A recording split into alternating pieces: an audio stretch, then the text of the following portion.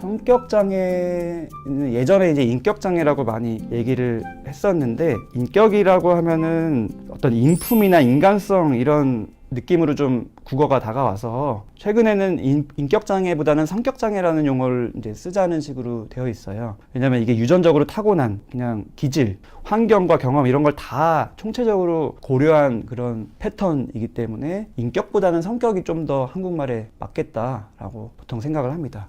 장애가 아닌 분들도 많아요. 어느 정도 그런 부분이 있는 사람들이 굉장히 많아요. 모든 사람들이 어떤 성격 유형들은 다 가지고 있습니다. 근데 이게 너무 지나쳐서 장애가 되는 부분이 문제예요. 성격장애의 정의를 조금 그래도 말씀드리면은, 개인이 속한 문화적인 기대에서 정말 현저하게 벗어나서 지속적으로 자기 내적 경험과 행동하는 양식에 문제가 있는 거예요. 그리고 이게 어디에서 주로 문제가 있냐면은 대인관계에서. 자기와 다른 사람과의 관계에 대한 문제가 생기는데, 인간관계라는 거는 끊임없이 많은 생각과 많은 감정들이 돌고 도는 게 인간관계인데, 그게 잘 손상이 됩니다. 그리고 이런 부분들이 잘 안 바뀌고 오래 가요. 그래서 공감이라는 부분 역시도 성격장애에서 굉장히 중요하죠. 왜냐면은 사람과 사람의 관계, 성범죄라는 것 역시도 단순하게 어떤 이성 간의 관계 이전에 우선은 대인관계예요. 상대방에 대한 인격적인 부분을 고려하냐 못하냐, 이 부분이 굉장히 중요한데 그게 안 되는 거예요, 성범죄는. 그래서 성격장애랑 관련이 많습니다. 반사회적 성격장애는 아까 말씀하신 대로 보통 사람들이 사이코패스라고 흔히 얘기하는 것과 거의 비슷해요. 일맥상통합니다.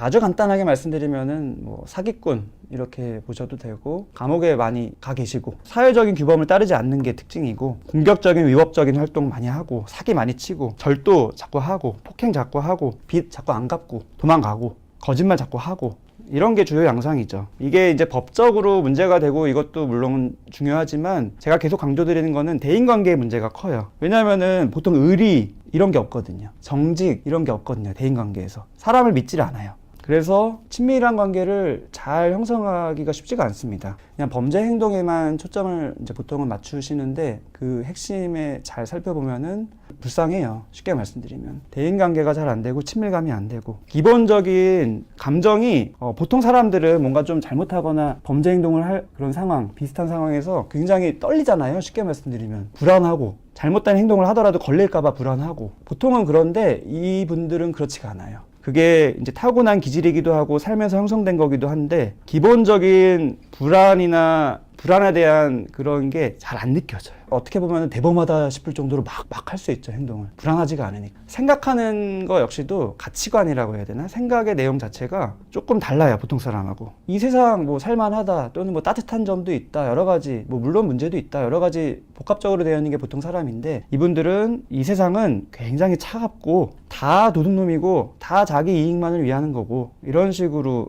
세상에 대한 인식이 되어 있고, 이런 세상에서 난 살아남아야 된다, 생존하기 위해서 최대한 모든 수단과 방법을 동원해서 행동을 해야 된다. 그러니까 범죄 행위나 사기 행위나 별로 죄책감이 없는 거예요. 기본적으로 불안하지가 않고, 기본적으로 공감 능력이 떨어지기 때문에 죄책감도 안 느끼는 것도 있지만, 생각 자체가 내가 우선 살고 봐야 된다, 생존에 꽂혀 있고, 이 세상은 다 나를 괴롭히는 거다, 이런 식으로 되어 있기 때문에 그런 범법 행위를 그냥 쉽게 합니다. 대인관계 역시도 그렇기 때문에, 사람과 사람의 관계는 어떤 인간 대 인간으로 친밀감 또는 공감을 통해서 다져지는 거다, 이런 개념이 없고요. 저 사람이 나를 어떻게 생각하는지는 그냥 내가 저 사람한테 뭘 제공할 수 있느냐, 이거에 따라서 가치가 매겨지고 등급이 매겨진다, 이런 식으로 인간관계가 개념이 되어 있어요. 성범죄와 관련된 것 중에 반사회적 성격장애가 굉장히 흔한 이유는 공감 자체가 안 되고 죄책감이 없고, 대인관계 자체가 착취적이고 나의 이득을 위해서 사용할 뿐이고, 그리고 이성 간의 관계뿐만 아니라 동성 간의 지인들의 관계 역시도 친밀감이나 어떤 공감이나 이런 게 아니라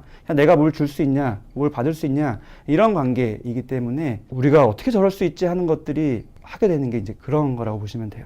그래서 성적으로 난잡합니다. 책에 나와요. 왜냐하면은 그런 친밀감이나 공감이나 이런 상호 교류나 이런 개념 없이 성적인 관계를 맺고, 또 착취적인 성적인 관계를 맺고, 또 이후에 상대방이 아무리 괴로워하건 말건 그런 거에 대한 공감이 안 되고, 그런 것 자체를 고려하지 않고 우선은 내가 먼저고 상대방은 어떻게 되든 말든, 이런 식이기 때문에 성적으로 난잡하고 성적인 학대도 많이 하게 되고요. 그 다음에 뭐 음주운전도 많고, 그리고 정말 치료가 어려워요. 성격장애 중에서 반사회적 성격장애는 치료가 진짜 어려워요. 우선은 뭐 치료받을 생각 자체가 없고요. 워낙 사기를 잘 하기 때문에 정신과 의사, 아무리 경험이 많은 정신과 의사도 소가 넘어가기 쉬워요. 그렇게 나와요, 책에도. 그래서 치료받기가 정말 쉽지가 않습니다. 그래도 방법은 있고 한데 이 성범죄를 볼 때 꼭 봐야 되는 부분이다라는 생각이 들고, 공감과 친밀감이라는 이 대인관계, 이성관계, 성행위에 동반돼야 되는 이런 부분들이 결여가 되어 있기 때문에 착취적인 성행동이 가능한 거예요.